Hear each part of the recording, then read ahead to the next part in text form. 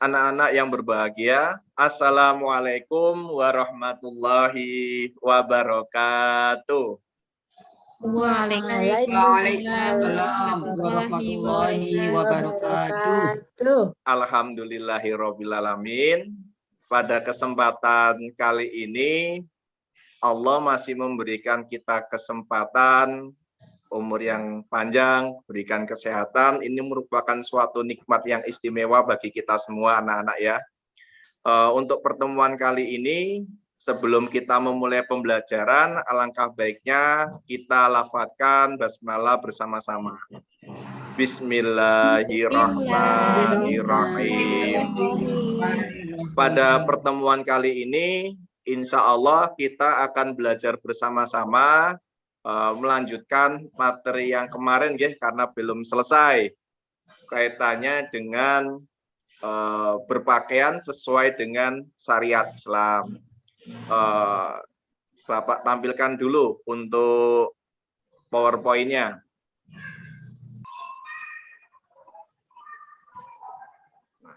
Oke. Sebelumnya untuk pertemuan kali ini adakah yang tidak masuk anak-anak? Masuk semua, Pak. Oh, alhamdulillah masuk semua. Artinya sehat, nggih. Nah, anak-anak sekalian, untuk pertemuan kali ini singkat saja karena Pak Ilyas di sini sebagai fasilitator kalian, kita akan mendapati pembelajaran dengan menggunakan TIPEX. Jadi pembelajaran kita juga melibatkan atau menghadirkan teknologi. Jadi kaitannya dengan ketugasan nanti, anak-anak bisa mengakses YouTube, bisa mengakses tugasnya melalui Google Classroom, gitu ya. Namun perlu kita ketahui di sini ada beberapa hal yang akan bisa kita capai. Coba slide-nya Pak Ilyas ganti dulu. Tujuan pertama, kita di sini akan belajar bersama-sama mengenai pengertian dari berpakaian. Setelah itu kita menganalisis syarat-syarat berpakaian, menganalisis tujuan berpakaian, bersama-sama mengidentifikasi cara berpakaian, dan juga menganalisis hikmah dari berpakaian. Tentunya di sini konteksnya adalah berpakaian sesuai dengan syariat Islam. Nah, anak-anak, apakah sama cara berpakaian antara laki-laki dengan perempuan? Beda, Pak. Beda, Pak. Secara jenis kelamin ada perbedaan antara laki-laki dengan perempuan. Oke, kita lanjutkan dari pengertian terlebih dahulu. Nah, di sini busana muslim adalah busana atau pakaian yang seharusnya dikenakan oleh umat Islam, ya. Baik itu wanita ataupun juga laki-laki dalam setiap aktivitas sehari-hari, baik kegiatan resmi maupun santai. Seperti apa? Rekreasi, jalan sehat, ataupun juga aktivitas sehari-hari. Nah, kita lanjutkan. Nah, di sini ada syarat-syaratnya. Nanti anak-anak sekalian bisa memperdalam kembali ya. Ternyata syarat untuk menggunakan busana atau pakaian muslim itu lumayan banyak. Ada menutup aurat sampai juga pada yang bawah itu bagi laki-laki bukan kain sutra yang digunakan. Oke, kita lanjutkan kembali. Dalam ajaran Islam, nah di sini anak-anak juga bisa mengamati, mencermati ya, ternyata tujuannya itu mulia, banyak dari menutup aurat dan sebagai perhiasan sampai untuk menggapai ridha Allah Subhanahu wa Ta'ala. Nah, setelah ini kita akan mengetahui bagaimana sih sebetulnya contoh langsung yang menampilkan mengenai cara berpakaian. Nah, di sini Pak Ilyas mengambil contoh cara berpakaian dari wanita, ya. Kalau bagi wanita hendaklah menggunakan kerudung atau jilbab yang menutup dada, menutup seluruh tubuhnya, selain membuka dan telapak tangan kecuali dihadapkan mahramnya. Di situ anak-anak sekalian bisa melihat ya, ternyata sebagai seorang muslim ataupun juga muslimah, menutup aurat pun itu juga bisa modis ya. Mengikuti bagaimana model busana kekinian asalkan masih dapat menutup aurat. Nah, oke, kita lanjutkan kembali. Nah, Lantas hikmah apa yang bisa kita ambil? Nah, di sini anak-anak bisa memperdalam kembali ya. Kita mengingat materi pertemuan sebelumnya sebagai bukti keimanan dan seterusnya, dan bahkan untuk sebagai motivasi beribadah sehingga tampak dalam sikap, perilaku, dan akhlak kita. Oke, kita lanjutkan. Nah, dari sekian materi yang nanti anak-anak itu bisa perdalam, di sini Pak Ilyas perlu menyampaikan bahwasanya metode pembelajaran yang akan kita lakukan pada pertemuan kali ini tidak hanya sebatas teori saja ya. Kita menggunakan model pembelajaran problem-based learning, di mana di sini kita yang pertama-tama nanti anak-anak akan Pak Ilyas tunjukkan gambar. Yang gambar itu nanti akan kita identifikasi bersama-sama dalam bentuk kelompok. Nanti Pak Ilyas bersama peserta didik kalian ya akan membagi menjadi beberapa kelompok, yang setiap kelompok setelah terorganisir silakan kalian melakukan penyelidikan. Dalam penyelidikan itu nanti kalian bisa yang namanya mencari apa sih sebetulnya masalah yang terjadi. Lalu yang kedua, dicarikan solusinya. Kira-kira kalau hal itu terjadi di lingkungan anak-anak sekalian, hal apa yang harus kita lakukan? Seperti itu. Nah, di sini Pak Ilyas membagi, langsung saja nggih, Pak Ilyas membagi anak-anak sekalian menjadi 4 kelompok. Kelompok pertama ada Mbak Eni Sarmiati dan Mbak Rehati Nikmah. Kelompok 2 Mbak Asnia dan Mbak Mita, kelompok 3 Mbak Desi dan Mbak Sri Masjidah, dan kelompok 4 ada Mbak Yuniarti dan Mbak Popi Indriani. Nah, silakan membagi kelompok. Oke, sudah nggih? Sudah terbagi jadi 4 kelompok nggih, Mbak?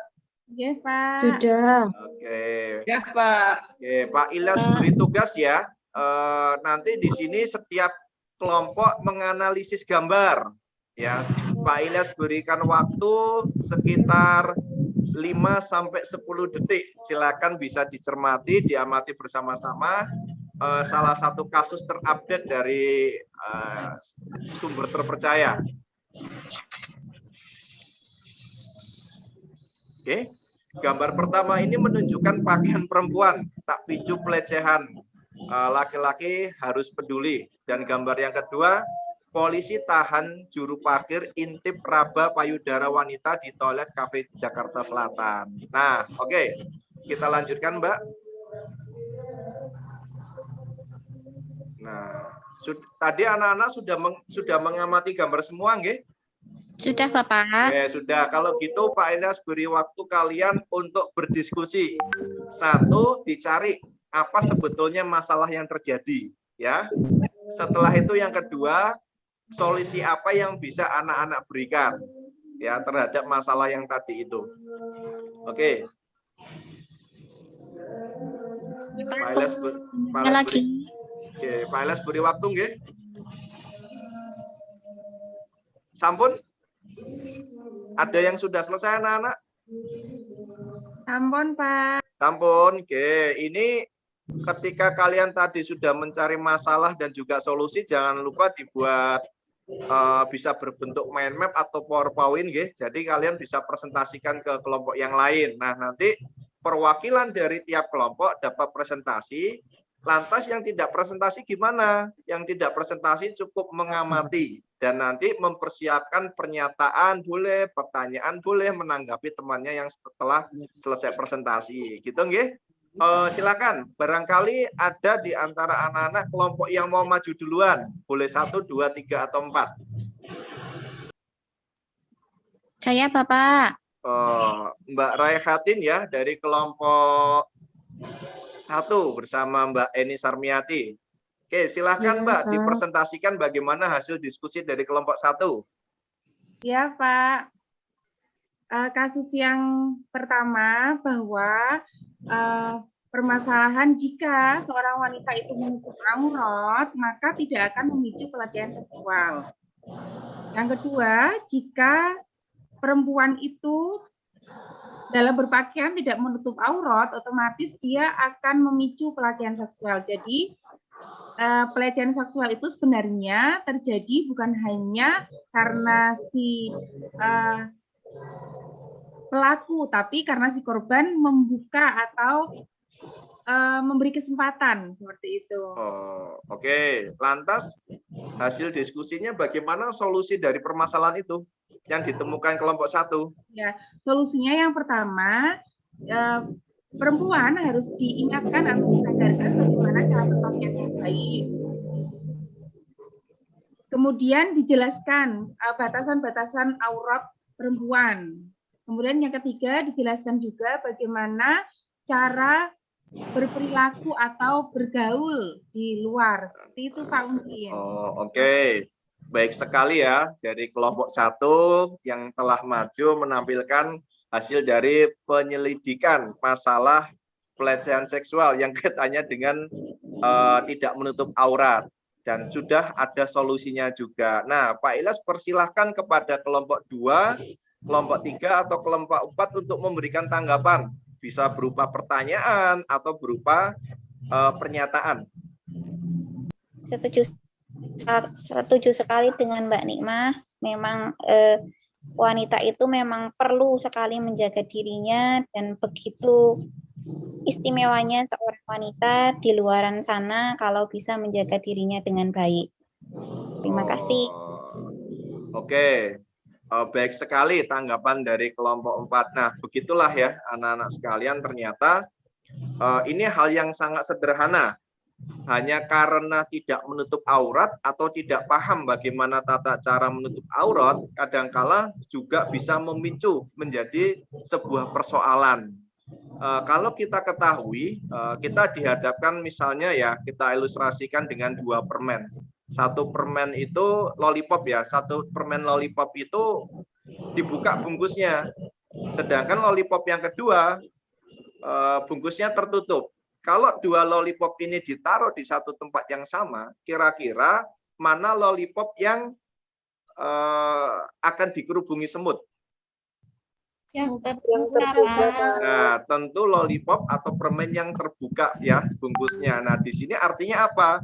Oh, ternyata ketika kita tidak menutup aurat, maka akan menimbulkan persoalan, permasalahan, dan lawan dari perempuan itu tentu laki-laki. Ini yang menimbulkan terjadinya pelecehan seksual. Gitu nggih. Nanti lebih kurang bisa kita perdalam kembali, tentunya selalu update dengan Google Classroom-nya ya. Di situ ada materi pendalaman, tugas-tugas juga yang perlu diselesaikan.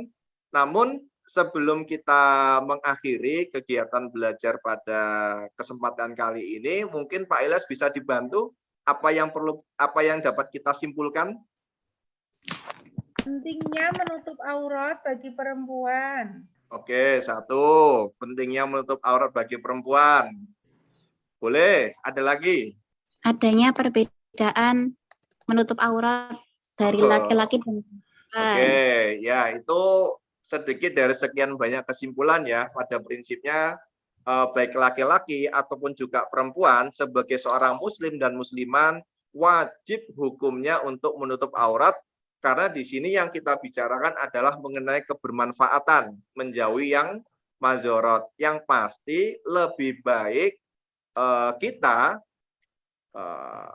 dipaksa masuk surga ya, daripada sukarela masuk neraka hanya karena tidak menutup aurat, seperti itu. Nah, untuk pertemuan berikutnya insya Allah kita ulangan harian ya anak-anak ya, karena materi tentang berpakaian sesuai dengan syariat Islam sudah selesai. Oke. Untuk mengakhiri kegiatan belajar kita pada kesempatan kali ini, kita lafadzkan hamdalah bersama-sama.